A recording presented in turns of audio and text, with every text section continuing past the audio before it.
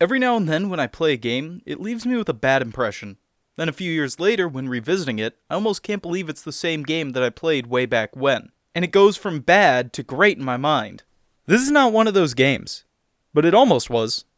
Okay, what's this about? Well, you play as Thora, a Viking that was sent to an untimely watery grave. Her death, however, wasn't a glorious one, and now she has to prove herself to the gods by beating up various Jotun in order to enter Valhalla.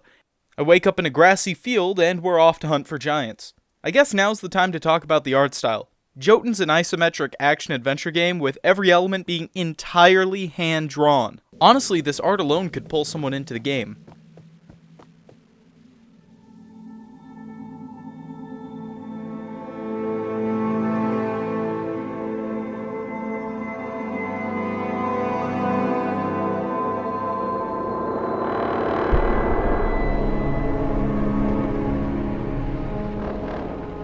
Yeah, these are some pretty inspired visuals.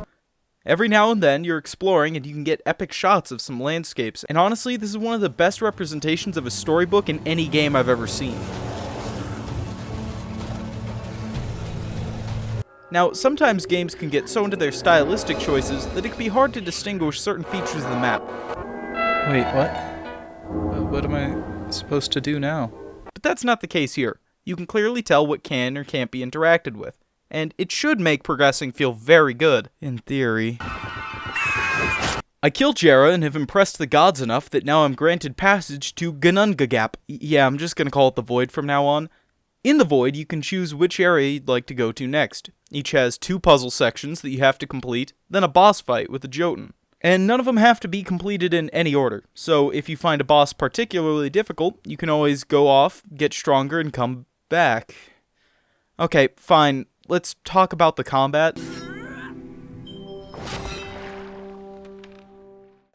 The combat itself is actually not that bad. When fighting a boss, it can be rather enjoyable, actually. You have light and heavy attacks and god powers that can be used to enhance your ability. Any attack can be cancelled out by a roll, allowing for quick ad hoc dodging. The only issue arises when you realize the vast majority of the time spent playing won't be fighting awesome Norse giants, it'll be spent walking around and working on the puzzles. Listen, I don't hate puzzles. In fact, some of my favorite games have puzzle elements, but this just isn't that. Almost all the puzzles can be summarized as hit this thing, or stand here. Rinse, repeat, then a door will open, you get a rune, go on to the next section. The walking speed that once helped me really take in the atmosphere is now leaving me as bored as a blind man in a strip club. And honestly, the hardest part about finishing any of these puzzles is the map itself. No, not that map, this map. The map sucks, but I still end up using it. Let me explain. You see, there are secret upgrades that can give you extra life or those god powers I mentioned earlier. While none of them are required in order to beat the game, when facing mythical creatures who can summon lightning from nothing, I like to hedge my bets in my favor. Anyway, these upgrades are usually off the beaten path and require you to go out of your way to find them. However, it can still be kinda easy to get lost, and this map is almost no help. This could all be fixed by adding an icon that says, "You are here." Because if there was no map, then I'd probably just take a mental note of the area. But if there was a good map, then I'd be able to check my position. But no, I get this worst of both worlds scenario where my puny homunculus brain still checks the map as if it were going to do anything to help me, when in reality, it's the mental block stopping me from remembering where the hell I am.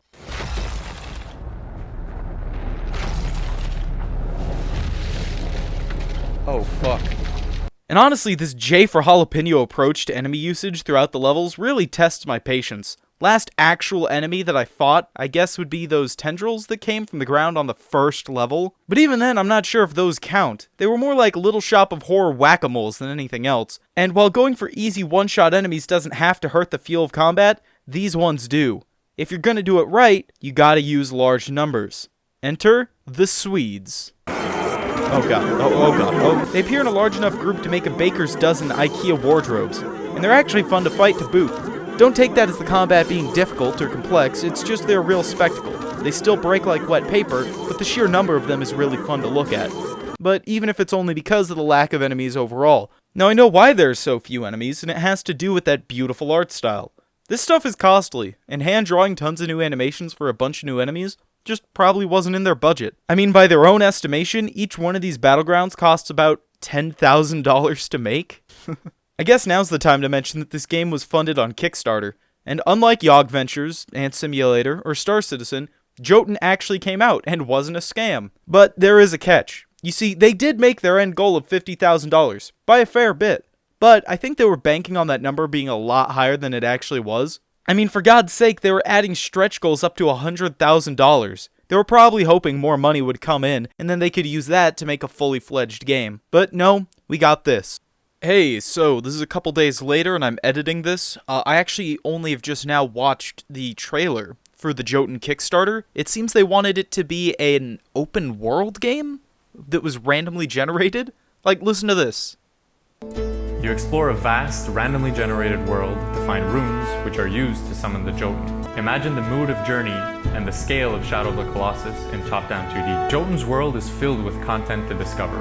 There are vast environmental puzzles, ghosts of heroes past, shrines to the gods, and many more mysteries to uncover.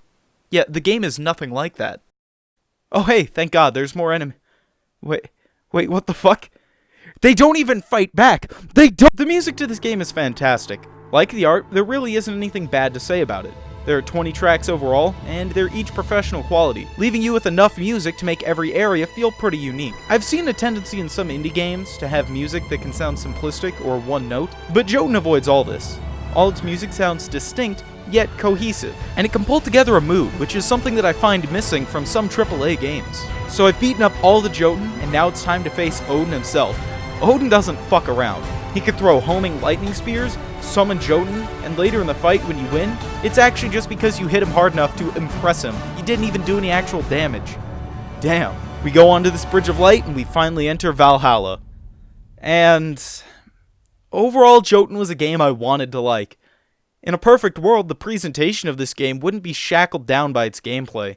But right now, I can't recommend that you buy it at full price. For $15, this game offers super easy puzzles and hit-or-miss boss fights. Honestly, you're better off just picking up a better beat-em-up. Or, you know, just play Magicka. Next up will be the most realistic war simulator I've ever played, if I can actually get it to run for long enough to record it.